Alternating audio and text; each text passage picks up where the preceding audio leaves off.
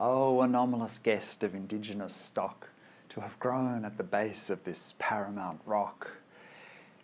Do you know where you are, at what alien rites that survive among archaeological sites? You've extended your deep and inscrutable roots and have littered the ground with inedible fruits. Oh, illustrious vagabond, heralding peace, like a native at large, though a stranger in Greece. You've arrived as a rival to menace the gate of the first and the best philosophical state, with antiquity greater by millions of years, from an age before temples or houses or spears. O eximious stalwart from desert and drought, who's evolved to be hardy, expansive and stout, to survive more efficiently, shedding the limb when the chances of water and fortune are slim. Comprehensive economist, now that you're here, you can whisper your wisdom in Pallas's ear. You explain to the high living gods on the mountain how life can be lived without marble and fountain, how culture back home tapped a permanent font that supplied what indigenous countrymen want. Will you gather your eloquent sway in a song to persuade the divine and supreme that they're wrong? That a culture of luxury, power and wealth is regressive for justice, the earth and for health? But discretion, my brawny ambassador, shush! There are things that can only be known in the bush. And it pays to respect how the olive trees sound when one settles or treads upon classical ground. I can see that your cobbers have also come near to join up as a phalanx that leads from the rear, with discreet solidarity tickling the air while distracting the sun from its pitiless glare. Imperturbable lout, are you set on subversion? Uproot the Acropolis? Clinch the inversion of pavement and capital? What are you hatching? To crack the Erechtheion? Gumnuts are catching and taking a hold of the metapiece. Leaves will collect on the sacred remains of the eaves. They will fill up the Geysen and throttle the gutters, reducing the drainage to gurgles and splutters. Inveterate pipe buster, under our boots, you'll extend the insidious grip of your roots. In Australia, O noble compatriot, you have remarkable works of destruction to do, overturning the walls and corrupting the street with your network of vigorous serpentine feet. Above all, it's the threat of your rock-solid limb that a wind or the drought periodically trims, which come down on a house or a road or a fence with emergencies, pain and expense. Emergencies, funerals, pain and expense.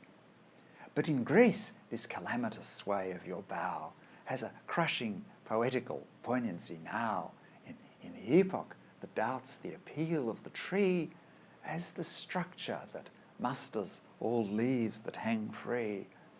The critique of a prime and original trunk that post-structural thinkers have loved to debunk.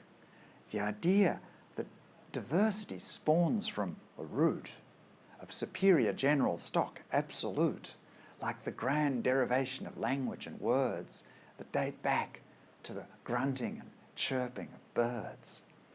The original culture that centuries lease is the trunk and the bough that are rooted in Greece. The original focus on science and art, whose abstraction has set all of Hellas apart, has a tree-like dependable structure of cause that obeys overriding arboreal laws. All diversity stretching through language and art has its origins here. It is here that they start. How poetic that now this exceptional tree has a neighbour who's taller and doesn't agree, whose injurious boughs are inclined to self-lop and to shatter whatever's beneath when they drop. Then the tympanum tumbles, entablatures flip, the Corinthian drums of the colonnade slip. It's the tree with a vengeance on classical form that is destined to pulverise order and norm. You're a tree that disintegrates, wrecks what we mean when we speak of the structure of meaning's machine. You're a brainchild of chaos that grows to collapse and return every structure to ruins and scraps. You were born among scrublands and forests. Your home wasn't meant to be pavement, platea or drone, but a runaway migrant, you stay nonetheless with your odd distribution of structure and mess.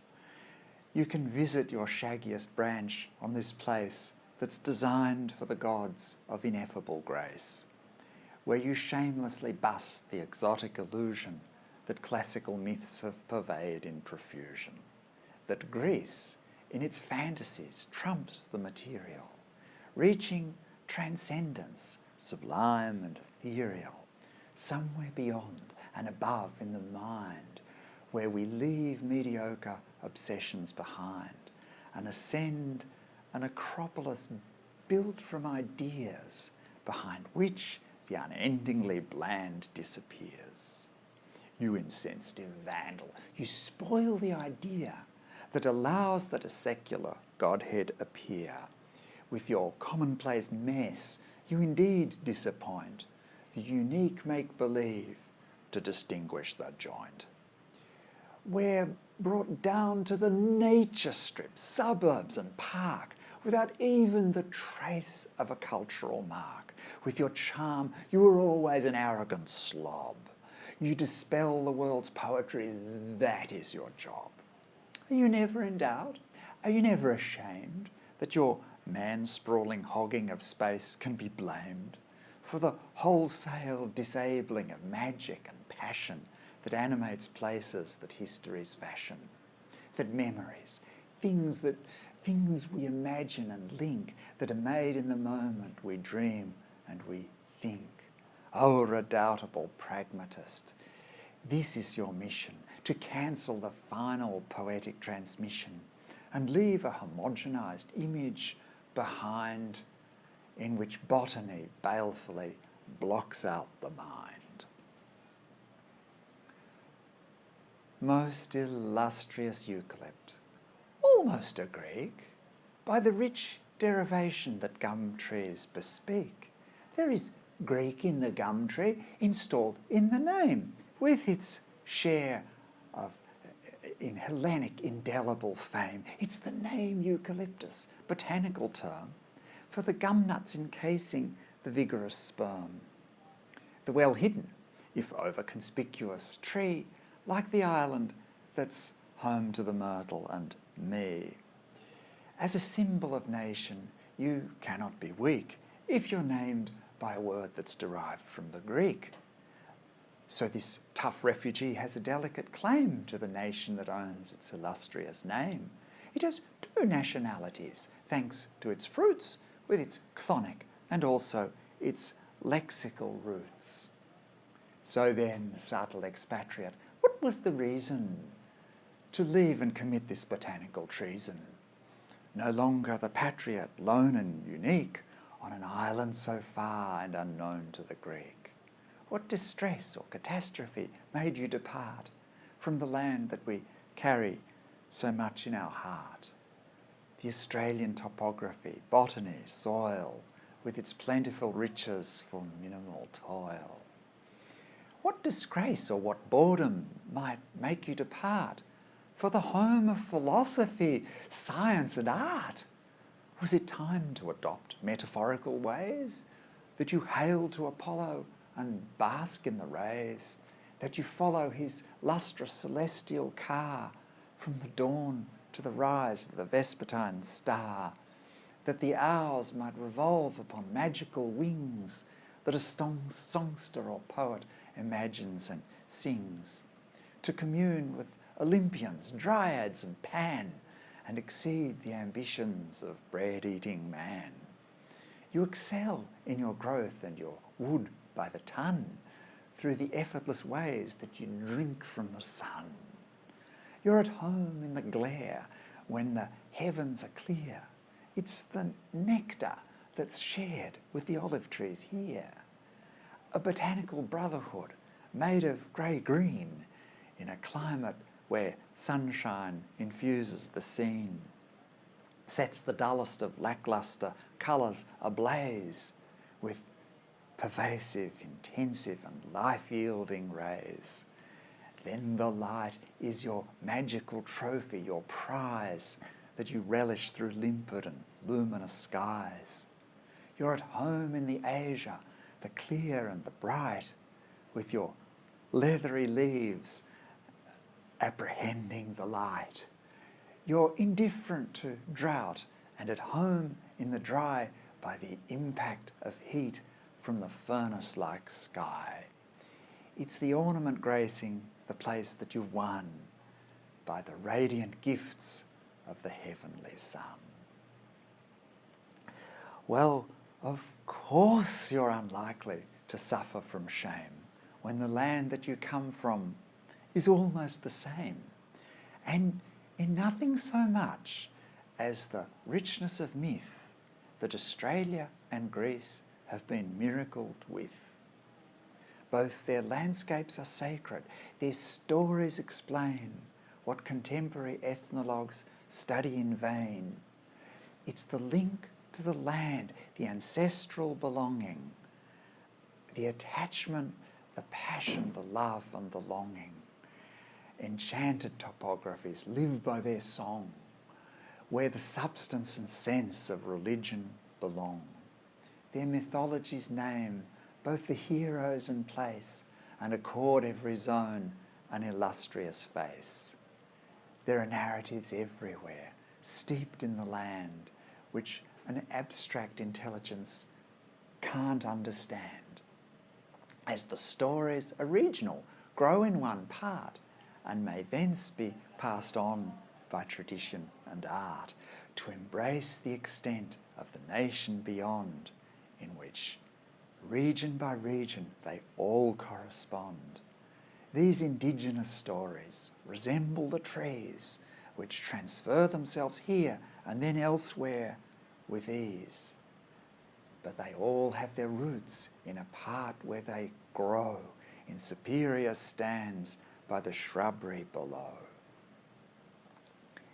With this common motif of the song of the earth, can you reconcile now your incongruous birth with the seat of abstraction? Philosophy here broke away from the chant with another tradition of fierce competition for more acquisition, the same dialectic that colonized nations and filled them with greedy and sly aspirations, to dominate markets and fashion desire, to commit, to accumulate, just to acquire. What in Greece was incipient now is the rule. The ancient philosophers kept to their school and contained the desire to impose and consume, lest the soul take a plunge to material doom. Whereas now the economy trusts that we spend in a whirlpool of harm to the earth without end. When you wave in the wind, are you telling the Greeks to take pleasure when nature contentedly speaks? To promote the contentment of air where you are, without need to return to the home that's so far. May the hours dance around you and grant you the time for your vigorous muse to dispense the sublime. So you reach beyond all of the trees in the near, which of course, unlike you, are indigenous here. Let your taproot inveigle a place in the land that alone the Olympian gods understand. May you drink from the sweet Heliconian spring, from a nation like yours that is destined to sing and enjoy the musicians, the comasts and drone, and the chthonic profundity offered back home.